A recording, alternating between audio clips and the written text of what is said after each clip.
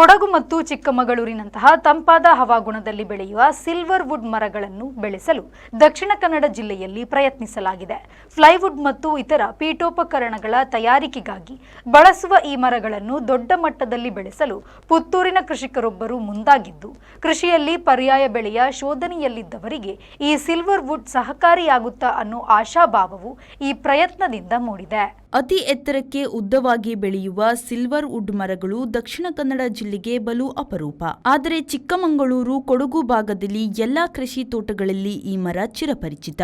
ದಕ್ಷಿಣ ಕನ್ನಡ ಜಿಲ್ಲೆಯ ಮಣ್ಣಿನಲ್ಲೂ ಈ ಗಿಡಗಳನ್ನು ಯಾಕೆ ಬೆಳೆಯಬಾರದು ಎನ್ನುವ ಹಠಕ್ಕೆ ಬಿದ್ದಿರುವ ದಕ್ಷಿಣ ಕನ್ನಡ ಜಿಲ್ಲೆಯ ಪುತ್ತೂರು ತಾಲೂಕಿನ ದಾರಂದಕುಕ್ಕ ಕಾರ್ಯತಡಿ ನಿವಾಸಿ ಅಜಿತ ಪ್ರಸಾದ್ ರೈ, ಕೊಡಗು ಹಾಗೂ ಚಿಕ್ಕಮಗಳೂರು ಭಾಗದ ಎಲ್ಲಾ ತೋಟಗಳಲ್ಲಿ ಈ ಮರವನ್ನು ಬೆಳೆಸಲಾಗುತ್ತದೆ. ಅಲ್ಲಿ ನೋಡಿದ್ದ ಈ ಮರಗಳನ್ನು ತಮ್ಮ ತೋಟದಲ್ಲಿ ಯಾಕೆ ಬೆಳೆಯಬಾರದು ಅನ್ನೋ ವಿಚಾರವನ್ನ ಚಾಲೆಂಜ್ ಆಗಿ ತೆಗೆದುಕೊಂಡ ಈ ಕೃಷಿಕ ತಮ್ಮ ಬಳಿ ಇರುವ ಸುಮಾರು 20 ಎಕರೆ ಕೃಷಿ ಭೂಮಿಯಲ್ಲಿ ಈ ಸಿಲ್ವರ್ ವುಡ್ ಬೆಳೆಯಲು ನಿರ್ಧರಿಸಿದ್ದರು.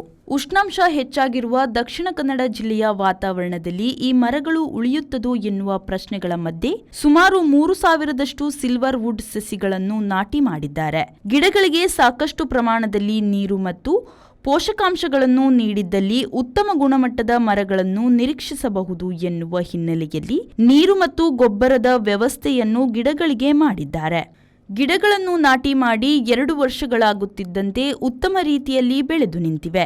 ಜಿಲ್ಲೆಯ ಹವಾಗುಣದಲ್ಲೂ ಸಿಲ್ವರ್ ವುಡ್ ಮರಗಳನ್ನು ಬೆಳೆಯಬಹುದು ಅನ್ನೋದನ್ನ ತೋರಿಸಿಕೊಟ್ಟಿದ್ದಾರೆ. ಸಿಲ್ವರ್ ವುಡ್ ಮರದಿಂದ 2 ಆದಾಯವನ್ನು ಪಡೆದುಕೊಳ್ಳುತ್ತಿದ್ದಾರೆ. ಗಿಡ ಬೆಳೆಯುತ್ತಿದ್ದಂತೆ ಈ ಗಿಡಗಳಿಗೆ ಕಾಳುಮೆಣಸಿನ ಬಳ್ಳಿಯನ್ನು ಬಿಡುತ್ತಿದ್ದು, ಈ ಬಳ್ಳಿಗಳಿಗೆ ಈ ಗಿಡಗಳು ಉತ್ತಮ ರೀತಿಯ ಆಸರೆಯನ್ನು ನೀಡುವ ಹಿನ್ನೆಲೆಯಲ್ಲಿ ಕಾಳುಮೆಣಸಿನ ಗಿಡಗಳಲ್ಲೂ ಉತ್ತಮ ಬೆಳೆ ಪಡೆಯುತ್ತಿದ್ದಾರೆ. ನೇರವಾಗಿ ಎತ್ತರವಾಗಿ ಬೆಳೆಯುವ ಈ ಮರಕ್ಕೆ ಭಾರಿ ಬೇಡಿಕೆಯೂ ಇದೆ. ಹೆಚ್ಚಾಗಿ ಫ್ಲೈವುಡ್ ತಯಾರಿಕೆಗೆ, ಪೀಠೋಪಕರಣಗಳ ತಯಾರಿಕೆಯಲ್ಲೂ ಈ ಮರವನ್ನ ಬಳಸುತ್ತಾರೆ. ಈ ಮರಗಳು ಅತ್ಯಂತ ಗಟ್ಟಿಯಾಗಿರುವ ಕಾರಣ ಇವುಗಳನ್ನು ಕಟ್ಟಡ ಕಾಮಗಾರಿಯಲ್ಲಿ ಕಂಬದ ರೂಪದಲ್ಲೂ ಬಳಕೆ ಮಾಡಲಾಗುತ್ತದೆ. ಎಲ್ಲಾ ಸಿಲ್ವರ್ ವುಡ್ ಮರಗಳು ಹುಲುಸಾಗಿ ಬೆಳೆಯುತ್ತಿದ್ದು, ಮುಂದಿನ 2-3 ವರ್ಷದ ಒಳಗೆ ಕಟಾವು ಮಾಡಿದ್ದಲ್ಲಿ ಮರದಿಂದ ಉತ್ತಮ ಆದಾಯ ಬರುವ ನಿರೀಕ್ಷೆ ಇದೆ.